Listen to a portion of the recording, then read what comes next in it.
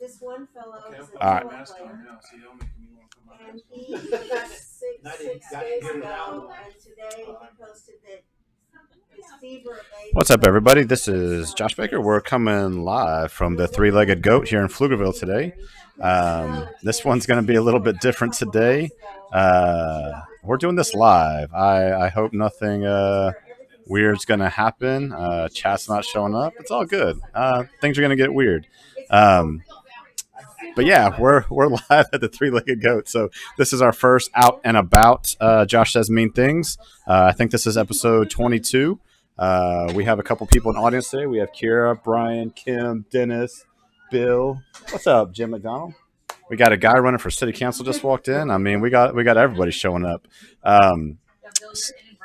So anyway, just excited to be here. Excited to try this out today. Hopefully, we do this some more where we have some events where people are out and about. I don't know. We'll see with what COVID's going on, but I'm just excited to see everybody and the people that are here. We're drinking beer, we're drinking wine, we're having a good time. I'm of course drinking sweet tea because I got to talk a whole bunch. But yeah, it's gonna be fun. Let's talk some photos. We had quite a few submissions. Thank you for our submissions today.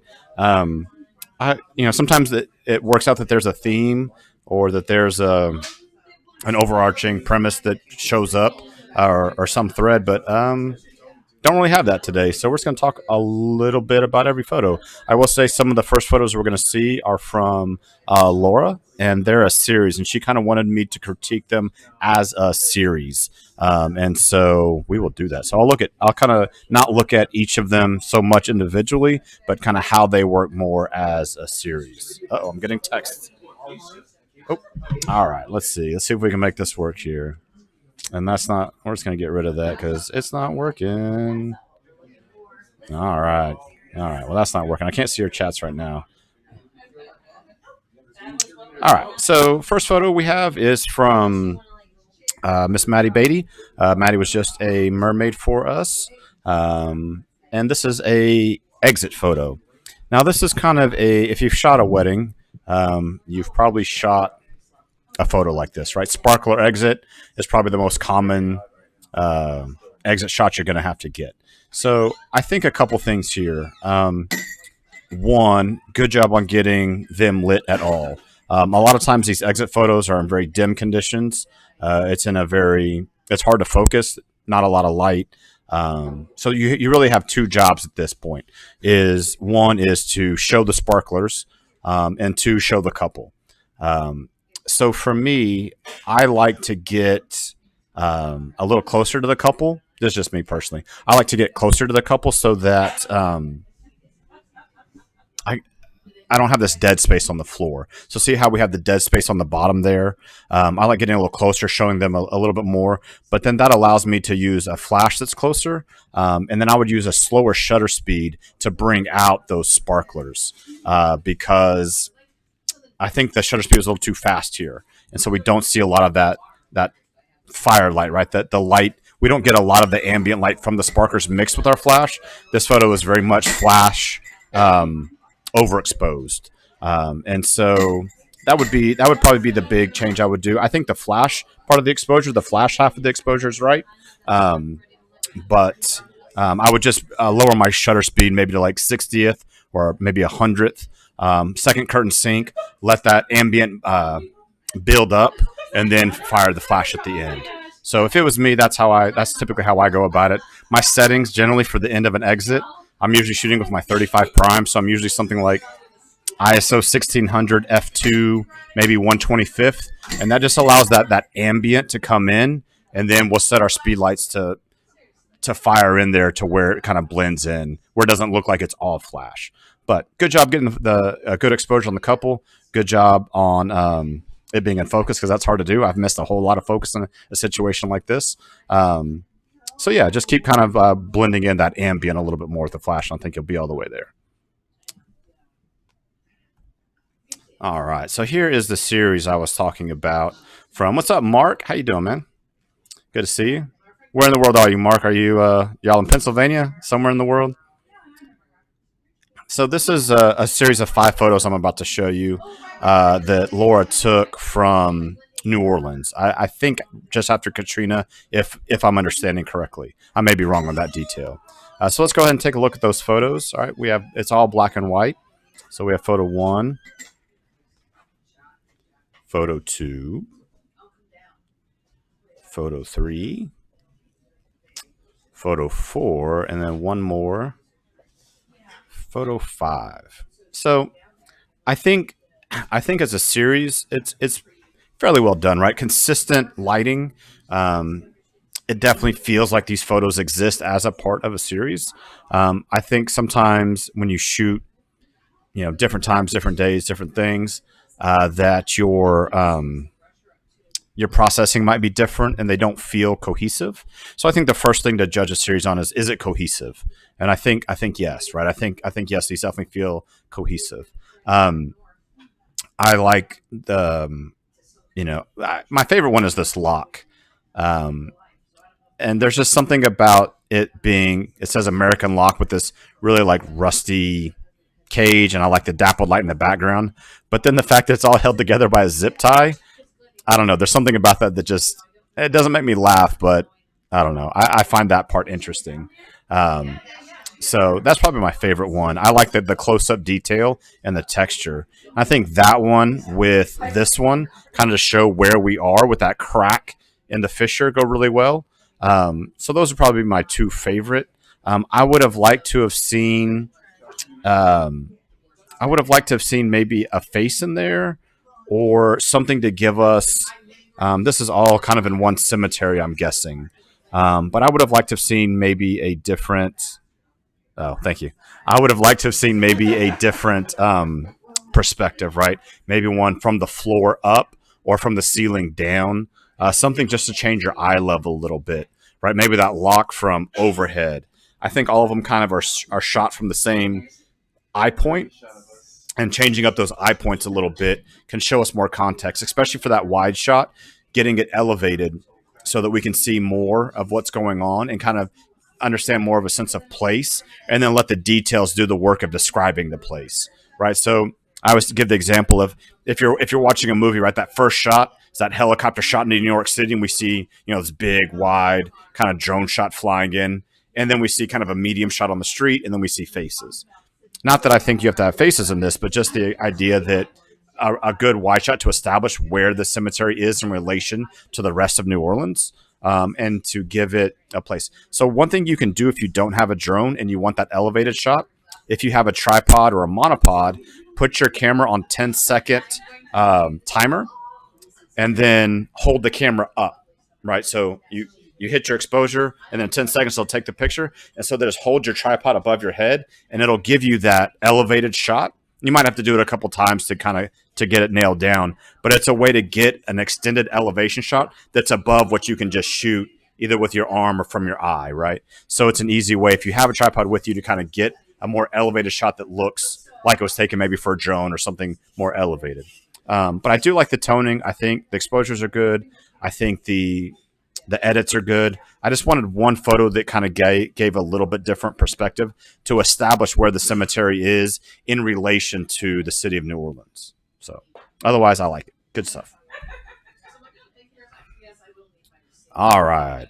And now we have our first, and this is going to be weird. This is the first time we've done it where the person who took the photo is about 6 feet away from us. So this is, I know. I have my back turned to him, so I'm worried that I'm going to get like a beer bottle thrown at my head if I'm not too nice about this. So I got to be a little more careful this time.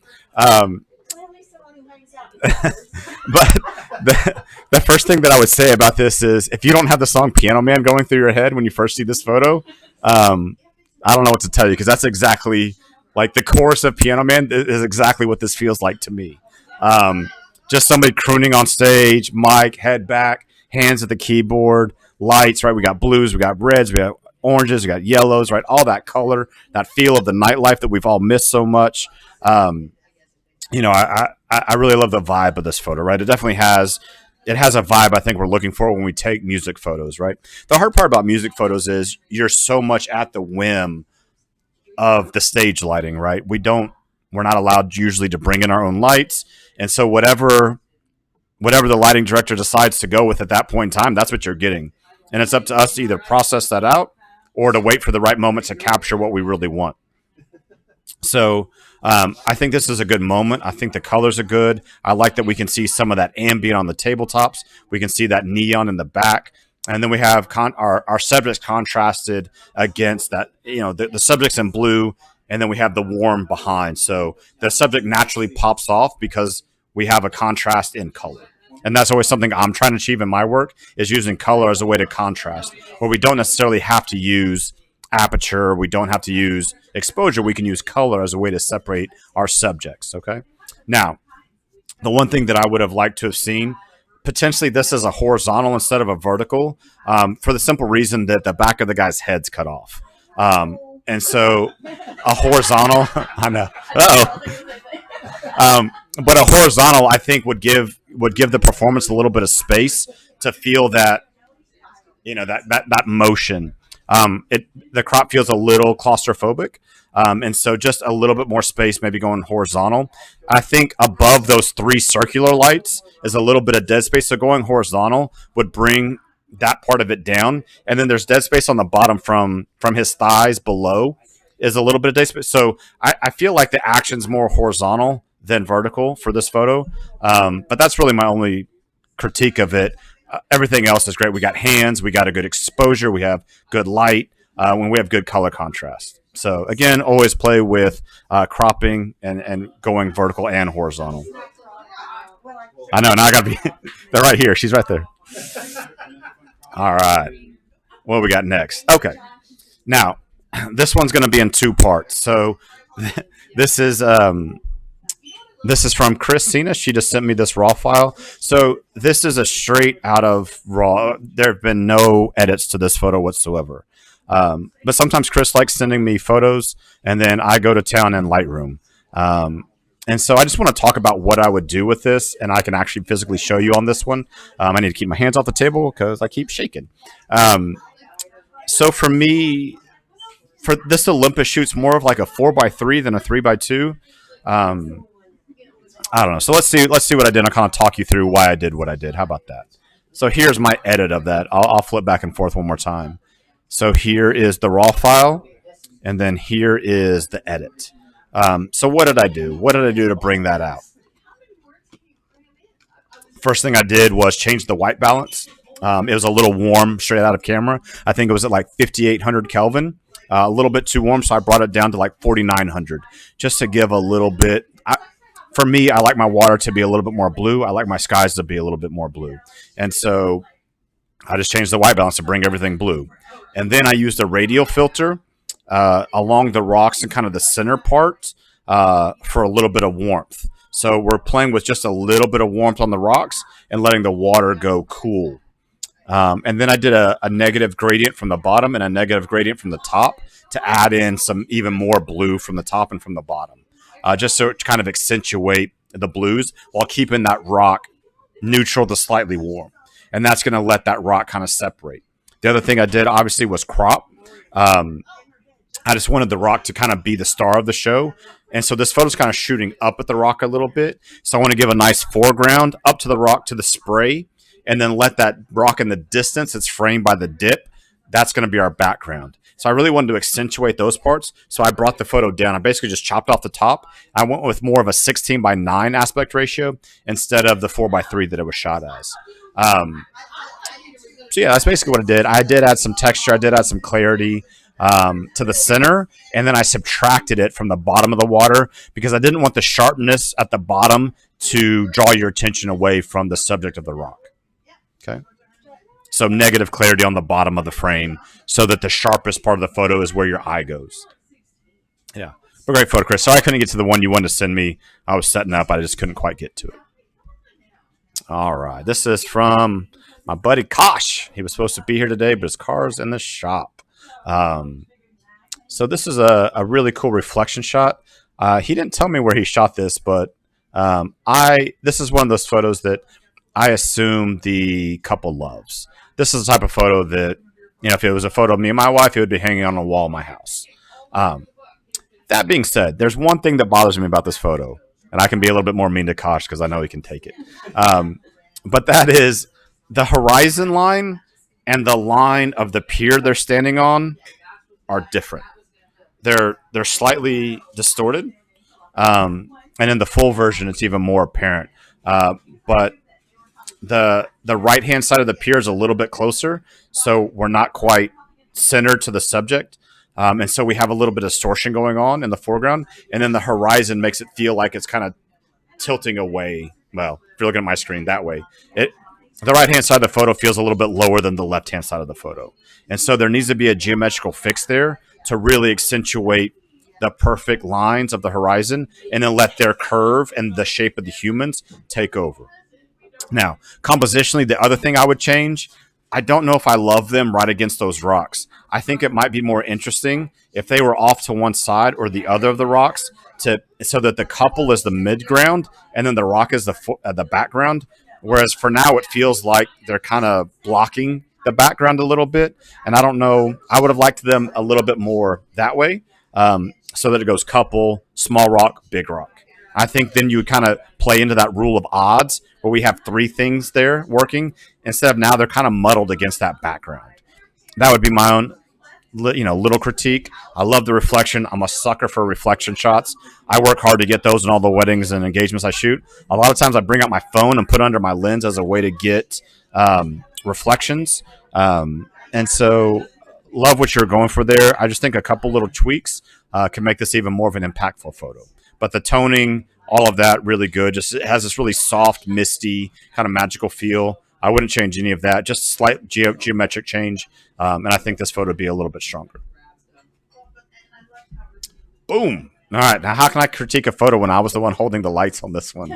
Um, so, this was from a precision class that we taught last week. Kira, last week? Last week? I don't know. Time no longer matters to me. In the COVID years, I don't know if it was a day, a month, a year, 10 years. I don't know. But this is from John the Jedi. And, I probably should check comments because I can't see my comments right now. Yeah. What's up, Jim? Ooh, Jim, I don't know if I got your photo. I think I did. But this is from John. And I love the blue and orange tones going on here. I will say that we were using two light wands, one set to an orange, one set to a blue. The thing that I would caution everybody about, especially if you're a Canon shooter for whatever reason, this spectrum of blue is really hard to process on skin. A lot of times at corporate events and weddings, they use uplighting. That it's that kind of very like it's past like 2500K white balance, and it just, especially on my Canon sensors, it just doesn't register very well. I took a photo very similar to this, very similar lighting, and it really gave me a hard time editing it.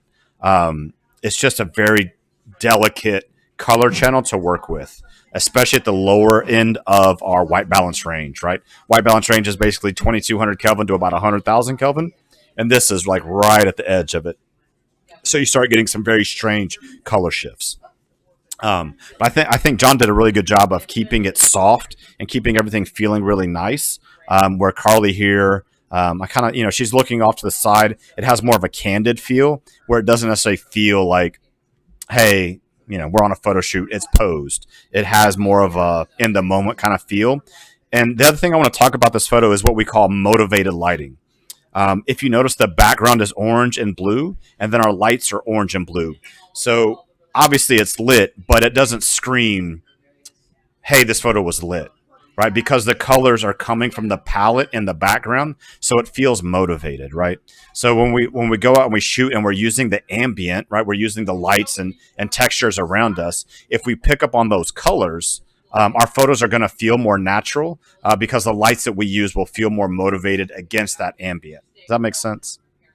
But I think this is a good example of that. The other thing we have some chiaroscuro lighting going on where the photo goes blue, orange, blue, orange. And so the subject has blue and orange, and then the background, those colors are flipped. So each half of her face is contrasted against the background, right? So we see the blue side of her face is against the orange in the background. The orange side of her face is against the blue background.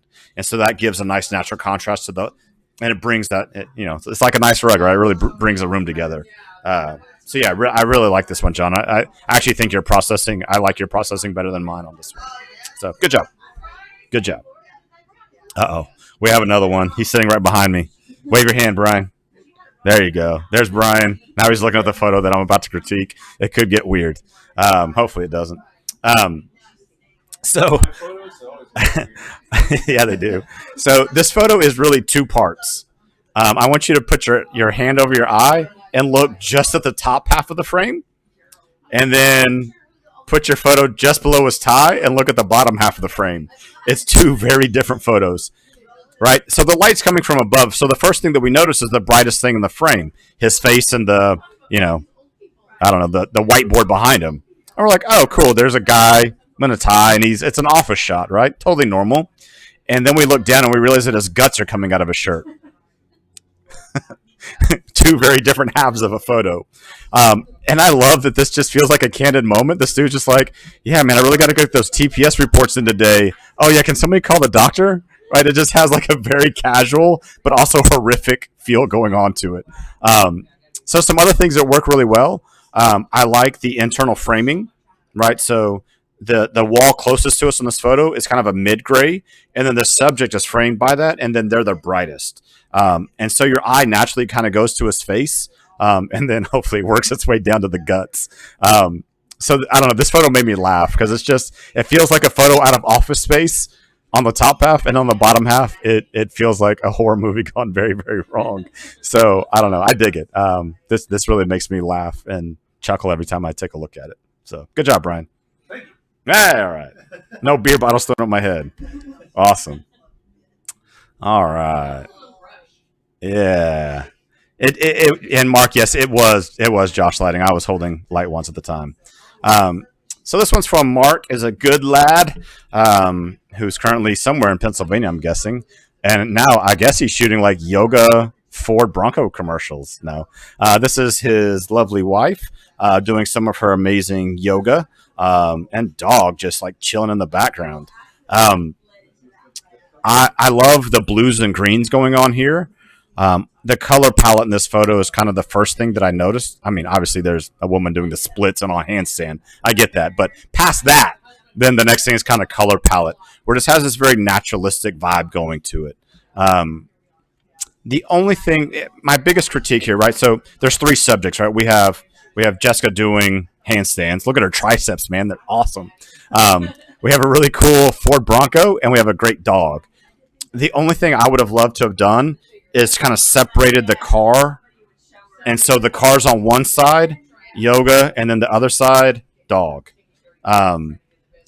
So that's really my big compositional suggestion there. It's not one of those things you can always plan. But I like how the tree is framing on one side. Obviously, the yoga pose is great. The other thing that I've noticed with this photo, a little bit faster shutter speed because we're getting some motion blur in the foot as she's coming down from what I guess was a handstand. And as it's coming down, the leg is faster than the shutter speed. So we're getting a little bit of blur there. I don't know if that's the worst thing in the world. It kind of gives a little energy to it. Something to consider when you're shooting this. Prioritize for a little bit more action, stopping speed. But yeah, I would have loved to have that Bronco maybe like 3 feet to the other side so that it's really like Bronco, yoga, dog. And at that point, it really feels like it'd be an ad like in a magazine. Like, hey, this is our Bronco. We go outdoors and we stand on our hands, right? It has that kind of vibe to it. I mean, it has that nice toning to it, right? Just this cool little spot in the woods. So yeah, those are kind of my two big critiques there. Move the Bronco over a little bit, and then maybe a little bit faster shutter speed.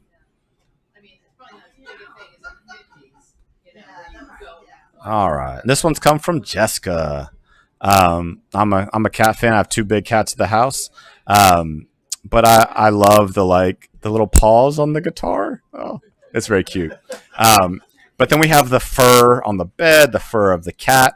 I love all that. The only thing, a couple things. There's the cropping on the right, man, like 5 more pixels on the right where that guitar is just like right on the edge of being cropped. And I would have liked to have seen that just a touch more space there. I like how the light's kind of coming from the left, illuminating the cat's face first and then finishing on. I will say the white balance feels a little warm. That white maybe a little bit cooler just to make it feel a little bit more neutral. I think the red channel is a little too high. I'd maybe bring the reds down just a little bit. I could also see this is the type of photo that I think would work with like a good black and white. I know, weird for me to say, but I know, I know. As the crowd goes, well, Josh said black and white, but I could see this as a black and white kind of timeless photo, right? It's a photo that could very easily have been taken in the 60s, the 80s, or the 2020s, right? So giving it that black and white feel could kind of take it out of today's feel and give it a more timeless feel. But I love the expression of the cat. I love the little paws on the frets there. Sorry, I'll get the mouse out of the way as I'm getting yelled at. But yeah, it's just a sweet little moment. Also, compositionally, good use of a diagonal line going from the bottom left to the top right. Right, we have that nice dividing line. So good job there. Diagonals are always good, right? Triangles are good. Circles are good. Squares, generally not. I'm sorry, can we go back to the statement about black and white? Brian says, can we go back to the statement about black and white? I don't know. It's a photo I could see being black and white. So, all right. So this one's from Miss Tiffany. She had another photo, but then she realized it was a bridal portrait and the wedding hadn't happened, so we couldn't broadcast it. So this is the replacement photo. But I really like this, right? I think so many times when I see a backlit photo against the rain or at sunset, where it's kind of that silhouette vibe, so many times that backlight is overcooked. It's kind of the most common mistake I see in backlit photos is the power in that backlight is the light's either too close or it's too turned up, and it's like nuclear, and the edges come out crispy. And I think with this one that the light from the back comes out very soft, right? I think we have a nice soft feel to it, to go with the softness of the sky. This isn't like a super like storm sunset. It's a very soft, muted sunset, and I like how that pairs nicely with the backlight that isn't so overpowering, because I see it so much where that backlight is just crunchy on the edges. So good job keeping that toning. I would have liked to have seen this taken. I know you were pretty low when you were shooting this. I almost want the camera on the ground for this one and really getting the couple above their heads, even higher above that horizon line, to really make them stand out and make them look heroic. And then just slightly to the left. I think we have a good part where the horizon's coming down into a V, and that's where the couple sits. But then there's a tree on the left that kind of bothers me. And so just coming a little bit to the left, you could still keep that V and get rid of that tree on the left. You can't crop in because then you lose the gown. But I really love the softness of all this. Like I said, it's really hard to do because that backlight gets so overcooked so many times. Yeah. How we doing on the comments? Killer Chi still at work. Yeah, I was wondering where you were, Kim. We'll be here for a little bit. Killer Chai, I don't know. Killer K, I don't know how you go with it, but yeah, we'll be here for a little while. So come on by if you're still at work. So yeah. Anyway, good job, Tiffany. I like that.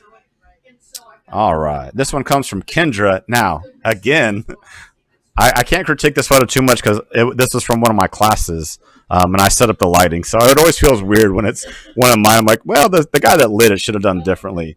But I do like the purple and yellow. What's funny in this photo, I have a photo very similar, but I processed it completely different. What I did, I went to the color curves in Lightroom, so you can go to the red, the green, the blue color curves, and I actually made mine come out like red and blue, and I just completely inverted my color curves, and I went a completely different direction with this lighting. So one of the advantages of shooting with color gels is if you don't like what you get in camera, the sides of the face and those colors are still separated, and you can work on them in different levels. And so all that purple information you can process differently than all of that yellow information. And you can do hue shifts or whatever you want to give yourself completely different results in post than you would otherwise have if it was all neutral lighting.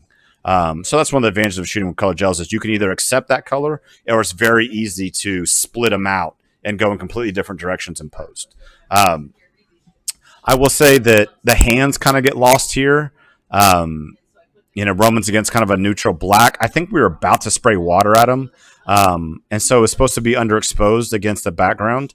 But I'm just kind of seeing that the bend in the hand on the right, and then the other hand going in the pocket.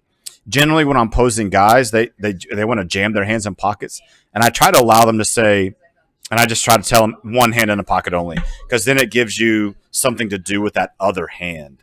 But both hands in the pocket, I think when you don't see at least one hand, I think you're losing some humanity for most portraits. And so that's kind of my general rule for guys. They can go with one. It also is going to give you an asymmetrical pose by one hand in a pocket or a jacket or on a collar. It's going to kind of naturally give you some asymmetry, whereas men tend to be more symmetrical posed. So just something to keep in mind when you're posing guys. Wedding photos with guys with hands. What was it? Like the three no's? Oh, yeah. So when I'm posing guys at weddings, I tell them no hands right in front of them. We call that Adam and Eve. No hands right, like hard against their side. We call that soldier. And then no hands held behind your back. We call that hostage.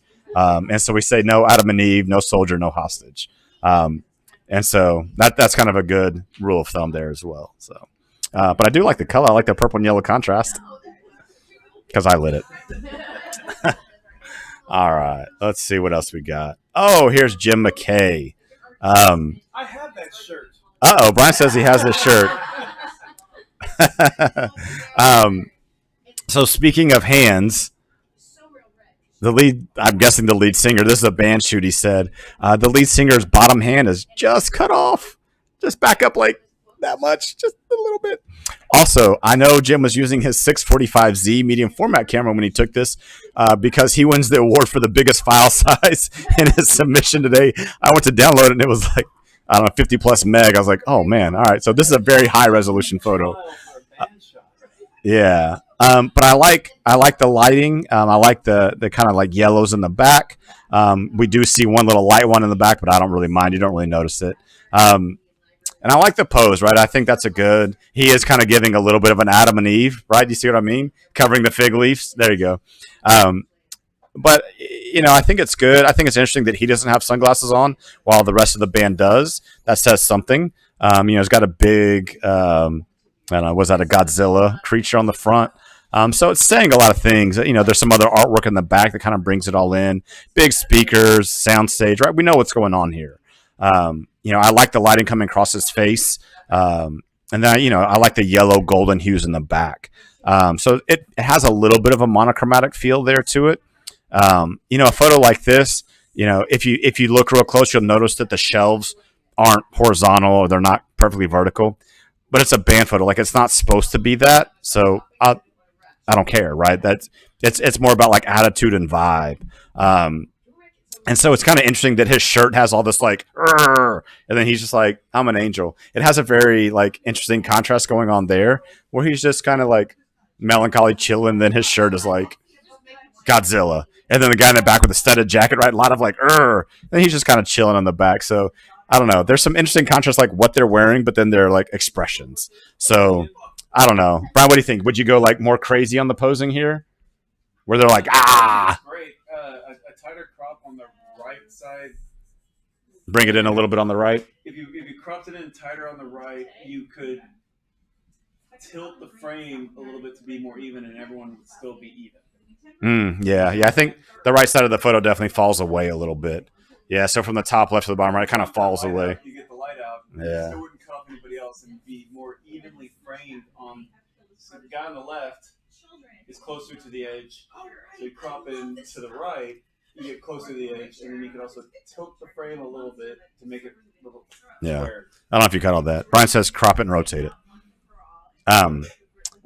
But yeah, I think backed up a little bit too, just to give them a little space. One thing that I've noticed with band shots, generally shooting more backed up than you would think, because a lot of times they want to put graphics and text on them, and so they need that negative space either above their heads or off to a side, so that in the photo they can put the name of the band, appearing at, whatever. So they're often used accompanied with text. And so back up a little bit more so that there's room for that text to live and however they're going to use them. So one of the conversations I have with a lot of clients is like, hey, how are you going to use these photos? I had this conversation today with a client, like, are you using them for for this, for that? How are you going to use them? Because that informs us on how we need to crop, how we need to deliver them, what resolution, right? So when you have those conversations, those pre-consultation, meetings with people, how are these photos going to be used? Are they going to be used for text? Are they going to be used just as graphic? Are they going to be in a magazine? Do we need to worry about not putting them dead center? Because then if they go double truck, they have a crease running down their face, right? So there's things that you need to know, right? This more than likely would be used for, let's say, the back of an album cover. Yeah. And all the track listings and everything would be basically right below. Yeah. Like their faces would not be obscured, and so you'd see all the track listings and stuff in the negative space, which is all dark. So it's actually a great photo for the back of an album, for liner notes or whatever. Right. Yeah, I agree. Yeah. It definitely has that editorial feel. Yeah. So anyway, just something to consider in all your photos is how are they going to be used? Because that'll inform a lot of how you shoot. So good job, Jim. Also, biggest file. All right. Oh, another one. Kiera's right behind me. Why does it look so blown out? On that screen, it does. Okay. On that screen, it does. I was at their wedding. What? You were? Oh shit. Oh, we have a misconnection. Brian says that he was at this wedding, and they've never met until today. Crazy times. Look at that. Azul Locks, Team Blue, we're bringing people together. That's what we do. Y'all have met. You lied to me. We never met. I just saw her walking around with her team of like 4 photographers. Oh, and Jim says I was against the wall. Oh, that's so tough. I'm sorry, Jim. I know. Right? This is an abstract, right? Hey, you get a better Grand Canyon photo if you could just stand to the right. Well, if I stood to the right a little bit, I'd drop, a mile down. I understand. All right. So when Kiera sent this photo to me, she was like, I love this photo. I love the background. She said the foreground. What do I do with the foreground? If I'd had another light, this would be a good time to bring up the brightness of the foreground to give it a little more shape and dimension. I think there's a couple things that I would correct. Kiera, please don't hit me. I know you're right behind me. Again, I would bring down with a radial filter the roof above their head in the reflection. So the subject's bright in the center, but then that white roof is bringing a lot of attention as well. So just a little radial filter, negative highlights, just to knock that down a little bit, because the top of that frame is a little bit brighter than the bottom of the frame. So a little bit of a negative highlight radial would work well. And then I would do another radial filter on those plants, or use a light to give it some depth and dimension to come at another way. Yeah, I wanted to add a light in post, but we were literally in a hallway that had an elevator from the fucking hotel. Having been at that event space, physically, that's a great photo because there wasn't a whole lot to work with in that space. Yeah. Creatively speaking, anyway. So again, reflections are a great way to add dimension when you don't have a lot of room. I don't know if you could hear them in the background, but it was a very tight space. Didn't have a lot of room to add light stands or another light. But again, in Lightroom, radial plus exposure, just to bring some of the detail out of those plants.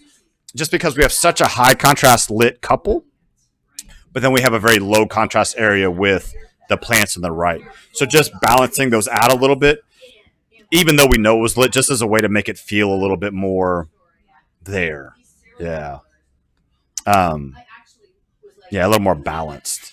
Something else you could do in the luminance, you could bring down just the pink, and it would darken those walls, and then you could bring up the yellows and greens, and it's going to make those a little bit brighter contrast there, and it wouldn't really affect the reds and oranges of the skin tone. So that's another way, playing with individual luminance curves or saturation curves of those specific colors. Also, I would crop from the top just a little bit, that little bit of the circle right there. I would come down just like that much, just to kind of bring it down just a little bit. But yeah, I think it's great, right? Again, this is one of those photos, look at their expression, look how happy they are. You can see them really well. You kind of have this gauzy window. So, you have a lot of good things going on, but just to take it to that next one little step, I would bring up those plants a little bit more, and I would decrease right above them just a little bit more, crop down a little bit. There you go. Yeah. All right. This one comes from. Okay, cool. Yeah. So this one comes from Steven. He's been out in Mount Rainier doing a workshop there the last week. I've been very jealous of all the things he's been sending me. So a couple things here. One, great capture of the Milky Way. Really, really well done there. I would say I think you used a gradient filter in Lightroom.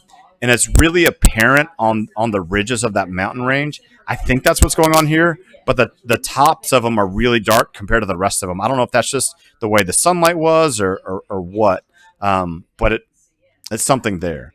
The other thing that I think would be interesting here is to take this photo and then move your camera slightly to the right and take another one and give it more of a panorama feel. I feel it's interesting for Milky Way. I feel kind of tight in it. I would have liked to have seen either more of it up or more of it to the right to give it some balance. I feel like those mountains are going up, and that could have created a Milky Way down with the mountain range going up as a V. Even a little bit, we could have a cool, and that would make a triangle in our composition, right? We have that Milky Way coming at an angle and the horizon going in another direction. So I think taking that photo and then just, panning over a little bit, taking another one and maybe one more. And then what would that look like as a panorama? I think that could be a very interesting photo as well. A lot of times when I'm shooting Milky Way, I'm shooting with a fixed lens, right? There's no zoom or anything. So I'll just take one and I'll bring my camera up. I'll shoot again. I'll bring my camera up again. I'll shoot another. Or I'll go left and right as a way to create a little bit different shape than just whatever lens I'm using's viewpoint. So as a way to expand your viewpoint, right? It's night. You got time. So take one and then move over, shoot another one, or move to the other side, shoot another, and then see if you can create a panorama out of it. That could be interesting. Also, there's that orange glow at the bottom.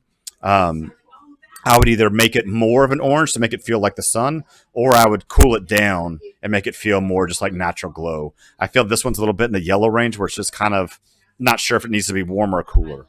So that'd be the other thing that I would add. But the galactic core looks great. I mean, I think all of that looks really good. I think there's some gradient blending that needs to work on the mountain range. And I'd be really curious what this would look like as a panorama, either up or to the right. This one's from Patty Robertson. I really like this one. This is what we would call a single point architecture, right? All the lines are coming in to one point there. Jim, who's the band? Yeah, Jim, you didn't even tell us who the band was. Come on, man. Got to get some shout outs. But I really like this one from Patty, right? All the lines are coming to that single cross in the center. And we have all these warm light tones coming around, and then the cool of the floor and the cool of our subject there in the center. This is what we call single point, because all the lines converge to a single point in the photo. I don't really have a critique much of this one. I like it. I think it's cool. It'd be interesting what this looked like even wider, coming in at like taking 2 or 3 steps closer and then going wider, making those lines to each side of us even more dramatic. And I would have liked to have seen maybe a tip more of the roof, but I don't know. That's a maybe. I don't even know if I would 100% do that, but it'd be something that I would try. Yeah. But I like the tone, I think. I like this photo. I think this photo looks as though it should be. No. All right, there's a bonus photo from Brian. Bonus photo from Brian. This is your photo, right? Yes, it is. Okay, bonus photo. I really like this one. I think I'm gonna take a quick sip here. I think one of the hard things to do with photography is to shoot what isn't. We're so focused generally on the subject that we're shooting or the thing that we're shooting that oftentimes we don't give things space. Like how do you show isolation? How do you show desolation? How do you show emptiness? Right? How do you photograph what isn't? I think this is a good example. Honestly, I think Brian does a really good job of this in general, is showing that like isolation, desolation, and showing what's not there. And so I love that we can just see just a little bit of the sidewalk in front to give us just that little bit of foreground. We have that dead center park bench, roadside park bench, and then these really cool dramatic clouds, right? Ask any landscape photographer what makes a good photo. Good dramatic clouds are probably going to be at the top of the list, right? Clear sunny days, nobody really likes. As an astrophotographer, I love clear sunny days because it usually means clear sunny nights. Or not sunny, but you know what I mean. But these dramatic clouds, right? This photo without those clouds would be a very different photo. So I love this drama of this wide open, prairie, wherever this was, and these really cool dramatic clouds with this like desolation, isolated subject, and then just emptiness around it. But we have a foreground, we have a middle ground, and we have a background. So we have all the parts of a good landscape photo there. Anyway, I just really like this black and white. I wouldn't want this photo in color. I know that's twice today. I'm getting crazy. I don't know. I've been wanting to shoot black and white in the last like 10 hours. I don't know why. I don't know where it came from. Maybe I have a fever. I don't know. maybe one of my kids hit me or something today. I don't know. Maybe the rods and cones aren't working anymore. But I just had this idea to shoot some black and white stuff today. I don't know. So this one hit me today. I like it. There you go. Good job, Brian. And this is another bonus photo from Ron. He sent me this one, and he sent me an earthworm. So I don't know. That's a left brain, right brain thing. But this is from, I know it's going to be hard to guess what city this is from, but San Francisco, right? So I love the signs and what they say and maybe what they don't say. But it gives you certainly a place. And then the down arrow, right? It's just cool. It's, where this is without any other context clues. It's San Francisco, or you have a pretty strong idea that San Francisco. Odd segue here. If anybody has HBO Max, I highly recommend the show Warrior. It's set in San Francisco just before the Chinese Exclusion Act of 1886. It's a fantastic show. Highly recommend it. This photo just reminded me of that because they're both set in San Francisco. Anyways, it's my favorite show of the year so far. So Warrior on HBO. It's good. Yeah, I love the colors, right? I love that we have this like bright orange building with the arrow and then two very dull buildings next to it. And so what we have kind of here is a pattern interrupted, which is a great compositional technique. Show a pattern of something and then show where that pattern breaks and then show that pattern again, right? So we have boring building car, bright building, boring building car. And in that middle, we have that pattern interrupted. So if you're looking for compositional techniques, a pattern interrupted is a great one to use. I think this is a good example of that. We also have the orange of the building with the blue of the sky. All those things work. Color contrast. Yay. Whew. All right. This is from Kim. She was supposed to be here in person. She saw us to work. I love that this little girl's about to right? It's right before that moment of like, yeah.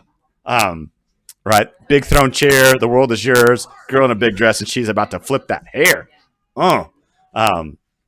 Maybe she's about to drop her new single. I don't know, but it definitely has that fun feel to it.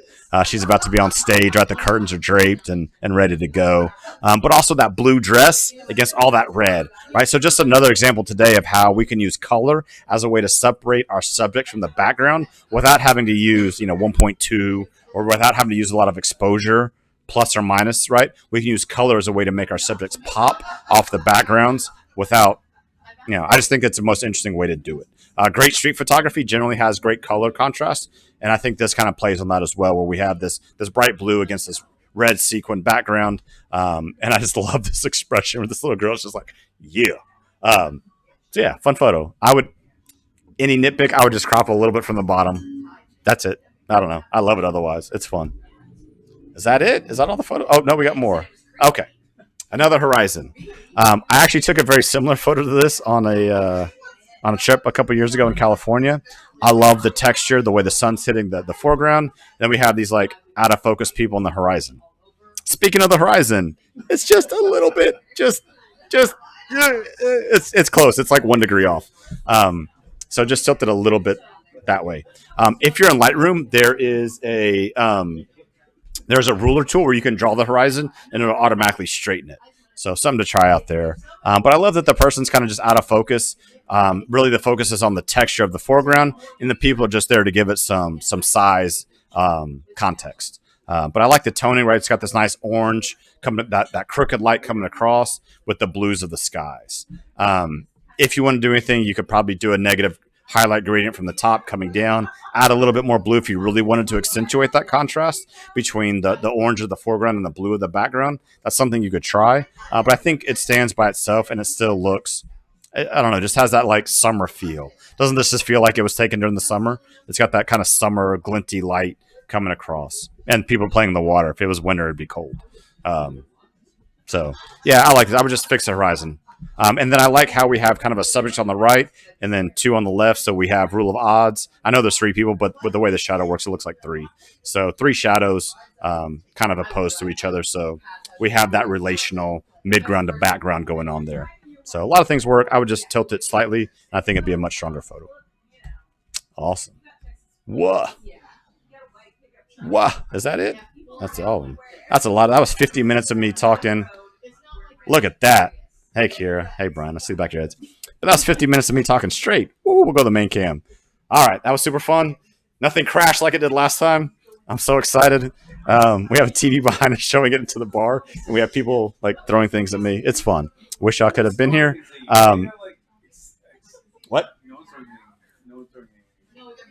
Don't lie to me. So I think I don't know. Did y'all have fun with this one? If so, I think we're gonna do this again.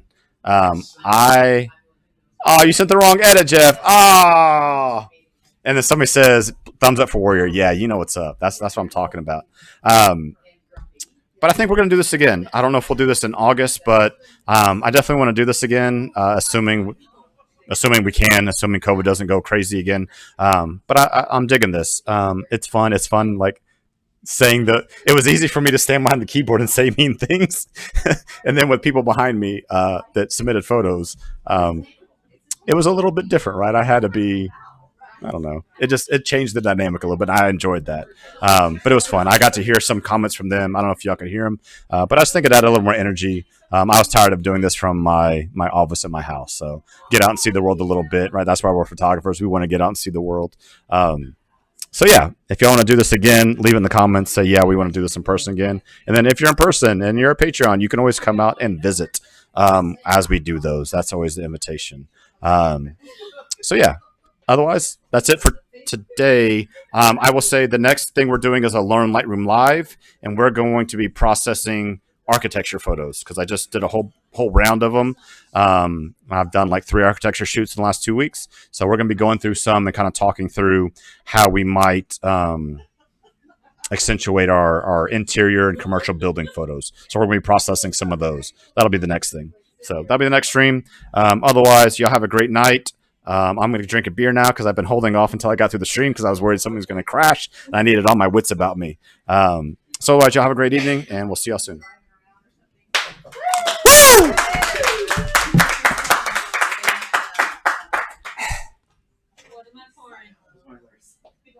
All stat.